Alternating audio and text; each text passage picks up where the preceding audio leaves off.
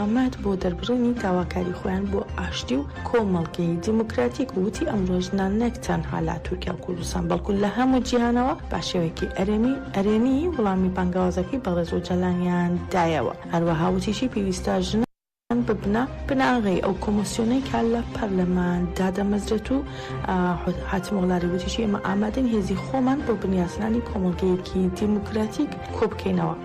بۆ ئەوەی ئەم پرۆسەیە بەباشی بڕوات دەبێت بەڕێز ئۆجەلان ئازاد بێت هەتوا بتوانێت ئازادان لەسەر پرۆسەکە کار بکات.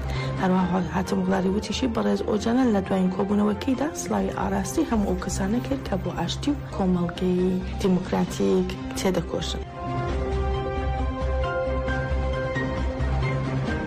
ڕێکخراوی پارێزگای پارتی کۆماری خوازی گەل جەهەپە لە شاری ئەدەنا لە بەردەم شارەوانی سیهان سەبارەت با لێکۆڵینەوەکان دژی شارەوانی گەورەی ئیستانبول بەیاننامەیەکی بڵاو کردەوە ڕێگەیان ئانیل تانبوڕۆغلو سەرۆکی ڕێکخراوی پارێزگای جەهەپە ڕایگەیاندووە ئۆپەراسیۆنی گەڕان دەستبەسەر لە ماڵی 47 کەس لە ئەندام و سەرۆک شارەوانیەکانی جەهەپە ئەنجام درراوە. تانبوڕۆغلو بە ئاماژەدان بەوەی کە ئێمە با مەنگانە ڕوبەڕووی هێرشی شاید حاڵی بانگشی بێبنەماوە بووینەتەوە دەڵێت هیچ ئۆپەراسیۆنێکی لەو شێوە ناتوانێت وانگەی جەماوە سەبارەت با شارەوانی سوسیال دیموکرات بگۆڕێت و وتیشی ئێمە لە بەرامبەر هەوڵی کودەتادا تەسلیم نابین. هەروەها زەیدان کارالار سەرۆکی شارەوانی ئەدەنەش ڕایگەیان شەپۆلی دووەم و سێوەم و چوارم و پێنجەم ئەمانە هەموو ئۆپەراسیۆنی سیاسی دژی جەهەپەیە کە لە دەسەڵات نزیک دەبێتەوە. ئێمە لە هەر کاتێکی تر پێویستمان با یەکێتی و پشتیوانی هیوایە.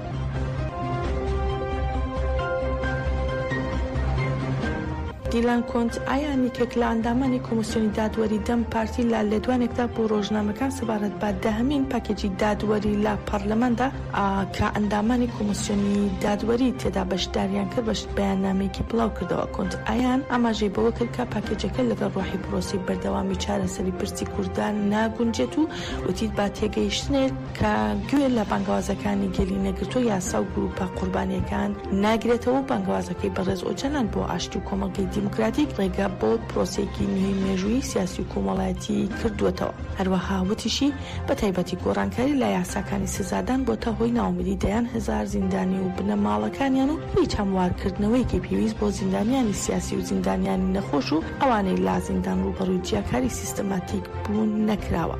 هەروەها وتیشی ویژدانی گشتی جارێکی دیکە لەو بارەوە نیگەرانە و گەل چاوەڕوانی ئەویان دەکرد کە ئەم پاکەجە ئازادکردنی بێمەرج و دەرفەتی چارەسەر بۆ زیندانیانی نەخۆش بڕەخسێنە و چاوەڕێ ئەوەشیان دەکرد کە نایەکسانی یاسایی سەبارەت با زیندانی دادوەری و سیاسی کاری لەسەر کرابایە.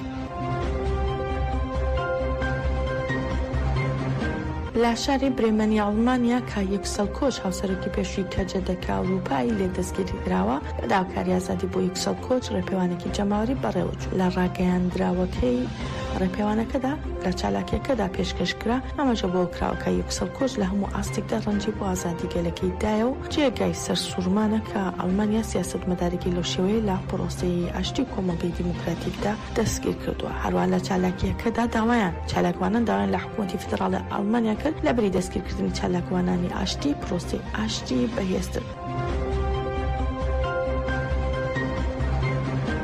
بەشداری فەرماندەی گشتی هێزەکانی سووریای دیموکراتیک قەسەدا مەزلوم عەبدی و ئەندامی فەرماندەی گشتی هێزەکانی پاراستنی ژنیە پەژە ڕوهیلات ئەفرین و ڕێوەبەر و هاوسەرەکانی خۆبەڕێوەبەری باکوور و ڕۆژهەڵاتی سووریا و نوێنەرانی ئەنجومەنی سووریای دیموکراتیک کۆبوونەوەیەکی سێ قۆڵی بەڕێوەچوو. لە کۆبوونەوەکەدا ڕێگای جێبەجێکردن ڕێکەوتنی ئاداری نێوان فەرماندەی گشتی هێزەکانی قەسەدا مەزلوم عەبدی و سەرۆکی حکوومەتی کاتی دیمەشق ئەحمەد شەرع و دەستپێکردنی ئێکام خۆلی شاندیداری خۆبەڕێوەبەری بۆ دیمەشق و دەستپێکردنەوەی دانوستانەکان بۆ جێبەجێکردنی ڕێکەوتنەکە تاوچێکرا. ئەوە باس لە ڕێگاکانی بەهێزکردنی هاوکاری لەگەڵ وەزارەتی بەرگری لە دیمەشق لە شەڕی دژی داعش کرا و باس لە بارودۆخی دیلەکانی داعش و ئەو کامپانەکرا هەردەیان هەزار خێزانی داعش تێدا ڕاگیراون. بڕیاری هەڵوەشانەوەی سزاکانی سەر سووریاش تاوتوێکرا، هەروەها ئاماژە بۆ کرا کە ئەم بڕیارە هەنگاوێکی گرنگ دەبێت لە ئاوادانکردنەوە و گەشەپێدانی سووریا. لە کۆتایی کۆبوونەوەکەشدا ڕاگەاندرا کە بڕیار دراوە بۆ ئامادەکاری بەستنی کۆنفرانسێکی نەتەوەیی کە سەرجەم لایەنە پەیوەندیدارەکانی باکوور و ڕۆژهەڵاتی سووریا لاخۆ بگرێت با مەبەستی جێبەجێکردنی خاڵەکانی ڕێککەوتنی دێی ئادار.